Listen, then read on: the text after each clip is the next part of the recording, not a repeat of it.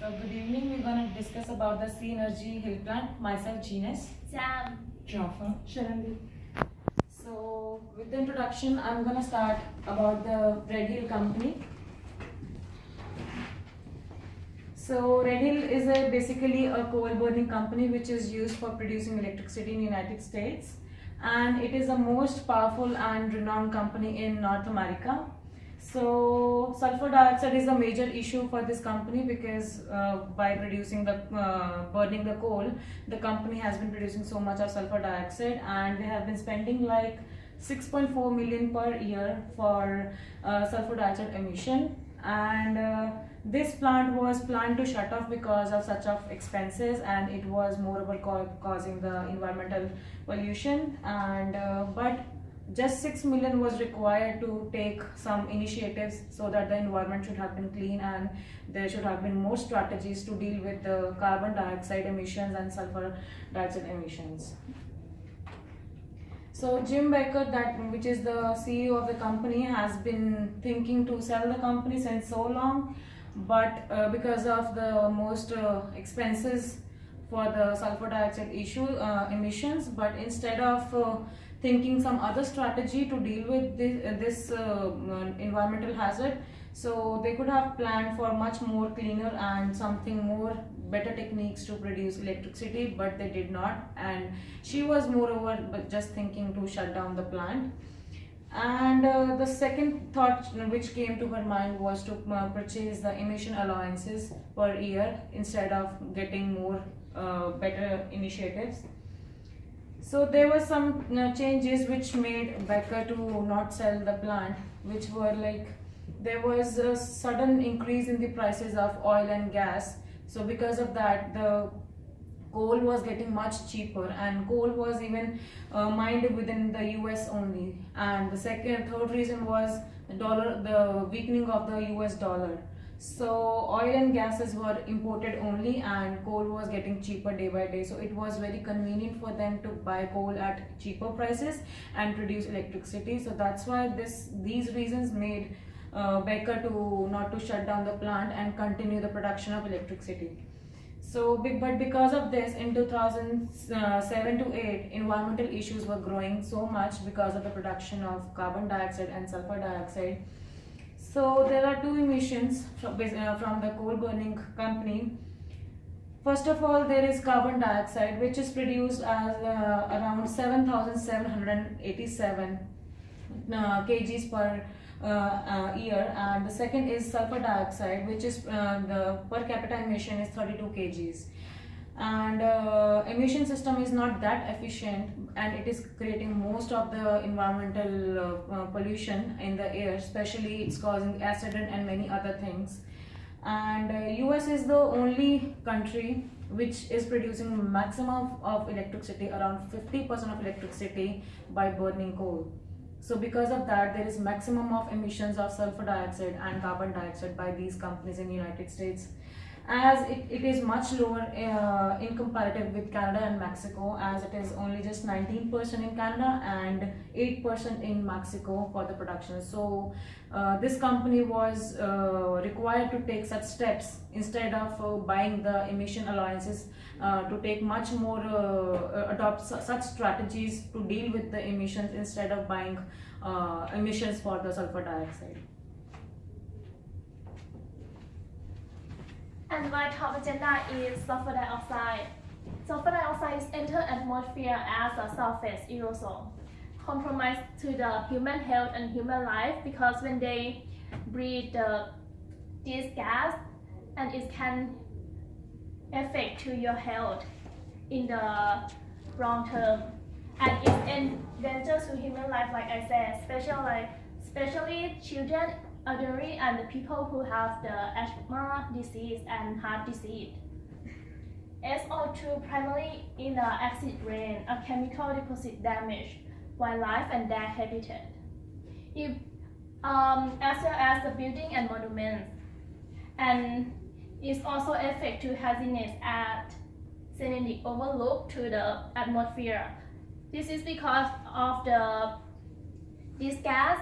When the power plant emits sulfur dioxide, it's gonna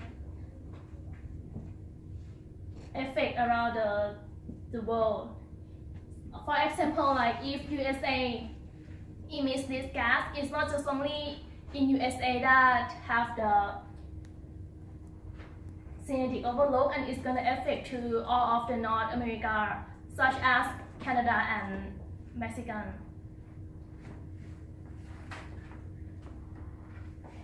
And we're gonna show the clip. To generate the energy needed in industrialized societies, vast amounts of coal have been burned. When coal burns, it gives off great quantities of heat energy and smoke.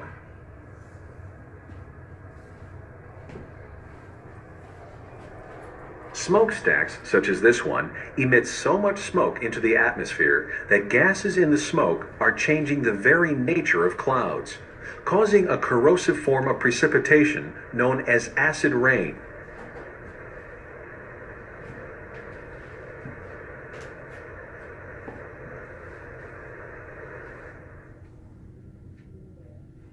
Sulfur dioxide from burning fossil fuels and nitrogen oxides from automobile exhaust fumes react with the water vapor in the atmosphere, producing acidic vapors that mix with the clouds. When the wind blows, these acid-bearing clouds may be moved hundreds of kilometers away from the source of the pollutants. The acid rain that results is damaging to water, forest, and soil resources, and can corrode metals and the surfaces of buildings.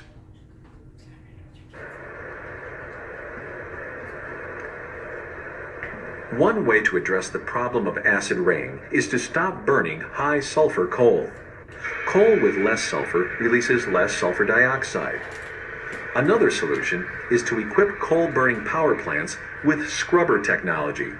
Scrubbers are placed in the smokestacks and force the sulfur-laden smoke over suspended alkali particles, such as lime. The sulfur oxide reacts with these particles to form an ash that can be removed from the stack as a slurry or powder. Scrubbers can remove up to 95% of sulfur oxides from smoke before it reaches the air.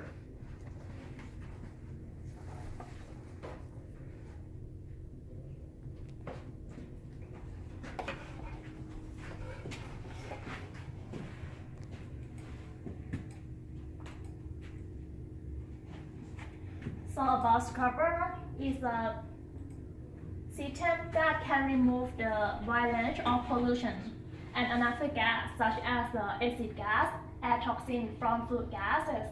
And the flue gases is a scrubber that I showed the video. Yeah, the scrubbers, they have two systems of the scrubber, which is with the wet scrubber and dry scrubber. The wet scrubber is called flue gas. This offers ionization spray, a liquid solvent, and dry scrubber is duct injection. But both systems can stay just only 15 years. It's not permanent. Wet scrubbers, also known as flue gas desulfurization. In wet scrubbers, a liquid solvent, which is maybe alkaline or lime, sprayed into the flue gas in a absorber vessels. So then the pollutant, which is the SO2, dissolved in and diffused into the liquid. SO2 reacts with the solvent to forms calcium sulfide and calcium sulfate. After additional treatment, it could be oxidized and become salt. Extremely high level of multi-pollutant control. It can be controlled multi-pollutant. It has efficiency, 95% efficiency, and some even have reached 99%. It is very cost effective, and it only requires $10 per ton of SO2. There are some demerits of this. It has a high upfront capital installment cost. It costs 120 millions, and it take about a year to build. DI system means duct injection system. In this, the injection of dry solvent into the upper reaches of boiler to the gas, then SO2 react directly with the dry solvent. It has low cost because it doesn't require separate scrubber. Upfront for installation is it has just a 5 million cost. It can be built in several weeks, so it is very effective as compared to the wet scrubber. Easy and costless to turn off and off, but it required $600 per ton of SO2. There's some what is the cap and trade initiatives? Allowing the emissions, which means what amount of they save, and after that they sell to their profit. So it is a market-based mechanism. It is the most cost-effective plan to reduce emission. Allowance authorized a utility or industrial source to emit 1 ton of SO2 during given period of time. This period, given period of time, it's given by the Environmental Protection Agency, Clean Air Act in USA. Utility would at least have a hold a number of allowance at least to its annual emission. So, for example, 5,000 of SO2 had sold at least 5,000 per annum.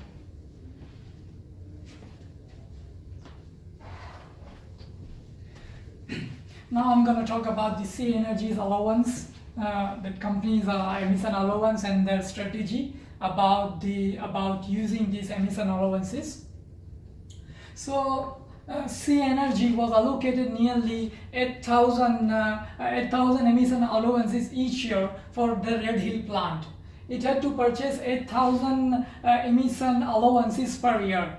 And the strategy of the Sea Energy was to settle their payment quarterly, means 3 months a year. But if the emissions fell below others' emission allowances, then they can save that amount, the number of the emission allowances for that year or for that quarter. Company can sell that surplus and make the benefit out of it. The current price is 800 per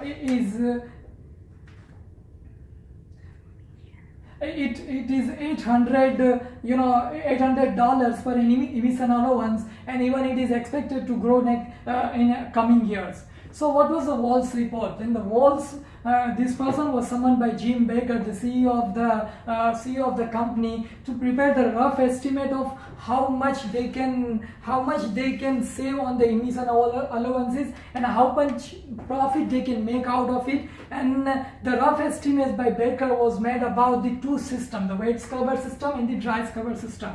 So he made the rough estimate. So what was that? That is on these slides. We are going to discuss in the next slide. First, about the wet scrubber. The wet scrubber, 4,000 tons of SO2 is cleaned by the wet scrubber. So how much is the efficiency? Means that scrubber cleans 4,000 tons of SO2 quarterly. How much is the efficiency? Efficiency of that wet scrubber is nearly 98%, 95%, 98%, or in some cases it is 99%.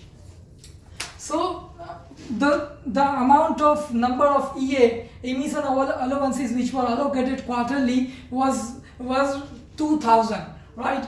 And the efficiency of the wet scrubber is 98%. So the number of the emission allowances which were to be used per quarter is just 80 numbers of emission allowances, and the remaining amount can be sold to maximize the profit. So what was the price? It is $1,150 per allowance. So company and the operating cost is nearly 2.3 million per quarter. But now coming on to the dry scrubber. So we will just continue with the wet scrubber estimates first. So at the price of $1,150, if we sell the remaining emission allowances, which is about 1920, so revenue will be around 22 lakhs and 8,000, and the cost of processing 4,000 ton is nearly $40,000, because the cost of processing for wet scrubber is just $10 per ton of the SO2. Now we'll talk about the dry scrubber calculation. It was even not so bad. Suppose the efficiency is 55%. So it means now the scrubber is gonna clean nearly, after having cleaned, the emit which remains is 800 tons. So no need to buy emission allowances in excess, because already we have 200 emission allowances in excess remaining. So even in the case of the wet scrubber, those 200 emission allowances can be sold, and it can be used to gain the profit for the company. So operating cost was this much and the revenue was this much. So even in the case of the dry scrubber, there was no need to buy the emission allowances. Now, so what were the complexities? Now, what was the complexity? It was all about the quarterly price of the emission allowance, because the price which were decided for that emission allowance was based on the previous quarter, not the current quarter. So, and the thing is, wet scrubber should be put on based on the price of the emission allowance, or based on the current quarter price. So, and even it depends on, even there is a technological risk. What is the technological risk? Its efficiency, dry scrubber efficiency, depends on the low sulfur and high energy coal, and it also depends on the moisture content. So the next step was that was called the Environmental Protection Board, and they had the conversation with the Becker regarding what to do with the company, and they had those model worksheet, and they tried to build something which is good for environment as well as for the company.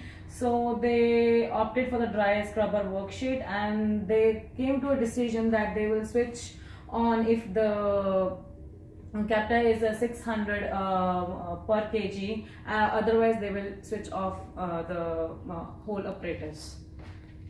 Thank you, and that was the case study for C Energy. Thank you.